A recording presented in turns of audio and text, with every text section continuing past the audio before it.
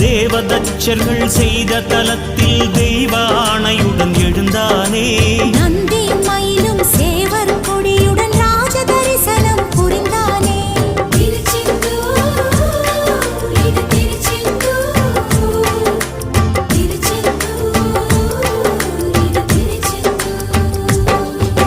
நீலக்கடல் அலைகள் நிரம்பத்தாலாட்டும் திருச்செந்தூர், இது திருச்செந்தூர்.